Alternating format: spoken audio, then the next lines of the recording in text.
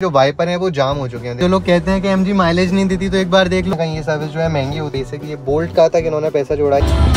Welcome back friends, और मैं बैठा हूँ हेक्टर के अंदर और ये है 2022 मॉडल की हेक्टर और आज हम कराएंगे इसकी सर्विस भाई। तो क्योंकि इसके अंदर आप देखो तो ये ऑयल का एक साइन आ रहा है, ये जो जल रहा है, और कल तक इसमें एक हेलीकॉप्टर वाला साइन भी जल रहा था जो इसकी सर्विस का ही होता है। तो भाई लास्ट सर्विस जो है इसकी 60,000 किलोमीटर पे हुई थी और अब जो ये 73,000 चल चुकी है। तो हम इसकी आज सर्विस कराएंगे। और आपने सुना होगा कि एमजी की जो सर्विस होती है वो काफी महंगी होती है और इसकी जो छोटे छोटे पार्ट्स वगैरह कुछ भी इसका रिप्लेस होता है तो वो काफी महंगा होता है। तो आज वीडियो में हम वही देखेंगे कि क्या कुछ हमें कॉस्ट करने वाला है इसकी एक जनरल सर्विस का, क्योंकि ये चल चुकी है 73,000। और भाई एक चीज मैं आपको बता दूं तो इसमें जो एक्स्ट्रा कमी है वो है कि इसके जो वाइपर है वो जाम हो चुके हैं। देखो ये वर्क नहीं कर रहे हैं, ये देखो मैं आपको दिखा रहा हूँ, ये इधर से मैं नीचे कर रहा हूँ, कुछ भी वर्क नहीं कर रहा है। आगे के वाइपर जो है इसके जाम हो चुके हैं, मुझे नहीं पता कैसे हुए हैं। पहले इसका जो है पंप खराब हुआ था, बट अब जो है इसके वाइपर भी वर्क नहीं कर रहे हैं क्यों। और इसमें सबसे अच्छे नए वाले वाइपर डलवाए थे, you can see red tape वाले। अब देखते हैं भाई कि क्या कुछ इसकी कॉस्टिंग आने वाली है। सब कुछ इसका जो है इसकी जनरल सर्विस कराएंगे और ये वाइपर को जो है चेंज कराएंगे। और इसका जो है सनग्लास होल्डर टूट गया था, तो देखते हैं अगर ये सनग्लास होल्डर भी चेंज हो जाता है तो उसको भी चेंज करने की कोशिश करेंगे। तो वीडियो में बने रहिएगा लास्ट तक, मैं आपको बताऊंगा कि क्या इसकी सर्विस कॉस्ट करती है आपको एक जनरल सर्विस 70,000 चलने के बाद। और ये है 22 मॉडल की हेक्टर। तो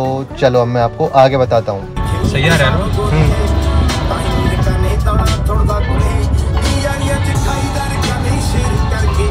इसको रिफ्यूल करा रहे हैं और आप देख सकते हैं इसके अंदर इंजन चेक लाइट का भी साइन आ गया है। इसमें हम डलवा रहे हैं 1500 रुपये का डीजल। रिजर्व पे लगी गई थी, रेंज इसमें दिख नहीं रही थी, बट अब देखते हैं 1500 में क्या रेंज ये शो करती है। और अभी ये माइलेज दे रही है करेंटली 20 का माइलेज दे रही है। सो भाई जो लोग कहते हैं कि एमजी माइलेज नहीं देती, तो एक बार देख लो 20 का माइलेज दे रही है। और रिफिल करा ली हमने 380 किलोमीटर, 400 से भी ज़्यादा की रेंज आ गई।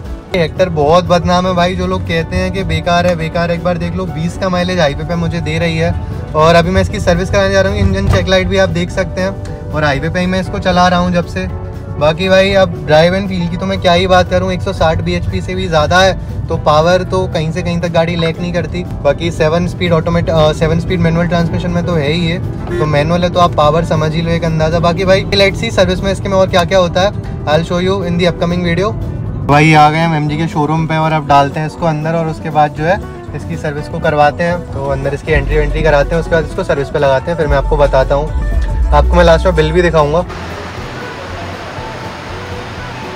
सो फाइनली कार जो है सर्विस पे लग चुकी है एंड विल सी कि क्या क्या इसके अंदर होने वाला है। बाकी अभी इसका एक जनरल चेकअप कर रहे हैं ये, उसके बाद ये बताएंगे कि क्या क्या इसके अंदर एक्स्ट्रा कुछ होने वाला है। So let's see. और भाई ऐसा कुछ इसका सर्विस सेंटर है एमजी का, जो आप देख सकते हैं। बाकी आगे जो होता है इनका शोरूम होता है और पीछे जो इसका सर्विस सेंटर है।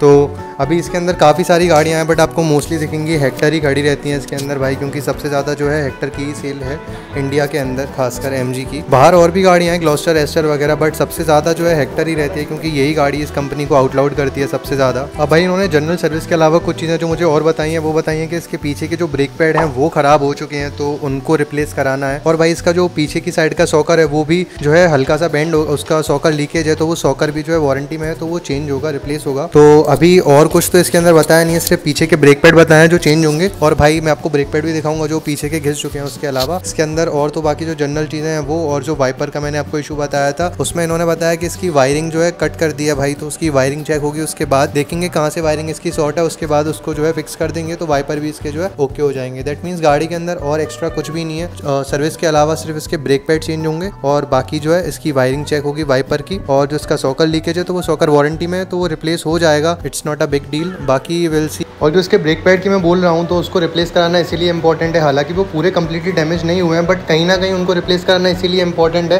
क्योंकि अगर वो ऐसे ही घिसे पिटे लगे रहेंगे गाड़ी में तो उससे जो है गाड़ी का डिस्क खराब होगा, और अगर डिस्क खराब हो जाएगा तो बाद में जो है और मोटा खर्चा आएगा, तो इसीलिए उनको रिप्लेस कराना ज़रूरी है। बाकी इसकी सर्विस जो है अब पूरी हो चुकी है और गाड़ी जो है बाहर निकल रही है, और उसके बाद जो है गाड़ी का एक ट्रायल लेंगे और ट्रायल के बाद जो है गाड़ी की सर्विस जो है कंप्लीट हो जाएगी। इसकी सर्विस डन हो चुकी है और अब हम जा रहे हैं वापस। तो मैं आपको बताता हूँ कि क्या क्या इसके अंदर चेंजेस हुए हैं। सबसे पहली बात तो इसके वाइपर देखो, ये वर्क करने लगे हैं, इसके वाइपर सही हो गए हैं जो पहले नहीं कर रहे थे। उसके साथ साथ भाई इसके जो ब्रेक पैड है वो चेंज हुए हैं, तो मैं आपको कॉस्टिंग तो बताऊंगा ही लास्ट में, ओवरऑल क्या टोटल हुई। और एक इसका भाई जो है अलाइनमेंट की वजह से नट आउट था, तो वो नट लगा इसके अंदर नया, और उसके बाद जो है गाड़ी का अलाइनमेंट अब पहले से एकदम ओके हो गया है, ठीक है। तो उसके अलावा और जो भाई जैसे कि इसका सनरूफ में ग्रीसिंग हुई थी, और बाकी जो ऑयल चेंज हुआ और जो फ्यूल का फ़िल्टर चेंज हुआ, वो सब चीज़ें, AC फ़िल्टर एंड बेसिक चीज़ें जो होती हैं जनरल सर्विस में। बाकी इसकी जो 70,000 पे जो सर्विस होती है वो थोड़ी महंगी होती है, और सर्विस से जैसे कि 70,000 और 1.5 लाख वाली जो है सर्विस थोड़ी महंगी होती है, तो वो सर्विस थी। बाकी बिल जो है इसका आपके सामने ये रहा।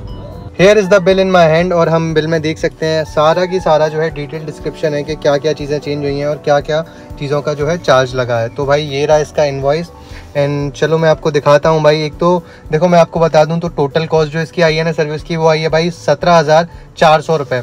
तो भाई ये जो हेक्टर की एक जनरल सर्विस हुई थी जो हुई थी 70,000 के आसपास लगभग, तो भाई वो हुई है 17,400 रुपये की।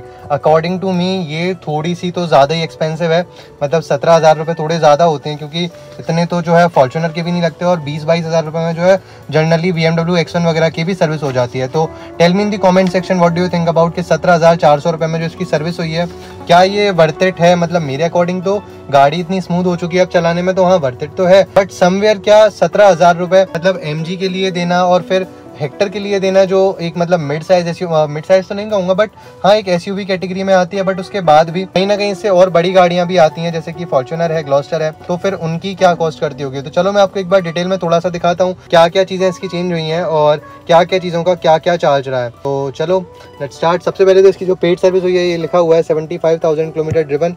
उसके बाद जो है ये कॉस्ट है इसकी भाई 2,700 रुपये, और फिर और चीज़ें जो उसमें हुई हैं वो नीचे लिखी हुई हैं। ये प्लग ड्रेन, एलिमेंट AC, ये एलिमेंट AC का होता है, इसका मतलब है कि AC फिल्टर वगैरह जो इसके चेंज हुए हैं वो, सनरूफ ग्रीसिंग वगैरह as I told you. Fuel filter element, ये भाई इसका जो फ्यूल फिल्टर होता है वो भी चेंज हुआ, और ये थोड़ा सा महंगा है 2,000 रुपये का।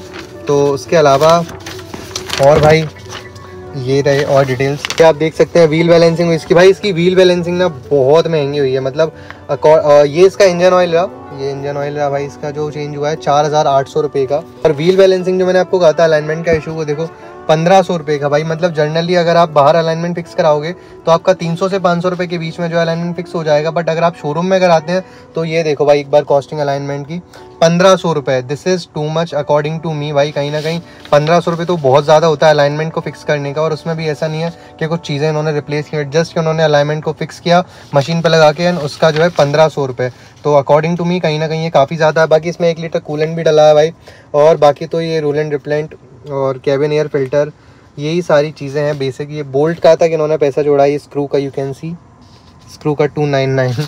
तो भाई हर एक चीज़ का इन्होंने पैसा लिया है। और जो ओवरऑल बिल है मैं आपको एक बार वो और दिखा देता हूँ। तो ये आप देखो भाई ओवरऑल जो टोटल कॉस्टिंग आई है इसकी, नेट पेएबल अमाउंट इज 17,444। तो भाई 17,400 रुपये की जो है इसकी एक जनरल सर्विस 70,000 किलोमीटर की पड़ती है आपको हेक्टर की। और अगर वैसे बात करें तो कहीं ना कहीं 12 से 15,000 के बीच में हो जाती है। अब उन्होंने कहा भी था कि जो है 70,000 की और 1.5 लाख किलोमीटर चलने के बाद जो है 1.5 लाख वाली और 70,000 वाली जो सर्विस होती है वो कहीं ना कहीं महंगी होती है as compare to normal services, और जो बाकी रेस्ट ऑफ द सर्विस होती है ना उनके हिसाब से कहीं ना कहीं ये सर्विस जो है महंगी होती है। बट येस कहीं ना कहीं वर्थ इट भी है, क्योंकि इसके अंदर जो है गाड़ी ज़्यादा चल जाती है, तो उसके बाद जो है काफ़ी सारी चीज़ों को रिप्लेस करना होता है, तो उन चीज़ों के बेसिस पे जो है इसकी सर्विस इतनी महंगी पड़ी। तो गाइस इतना ही था इस वीडियो के अंदर। अगर आपको वीडियो अच्छी लगी हो तो वीडियो को लाइक कर देना और वीडियो को हाइप भी कर देना, और अगर आपको हेक्टर की और वीडियोज़ देखनी है तो जो है चैनल को सब्सक्राइब कर लेना।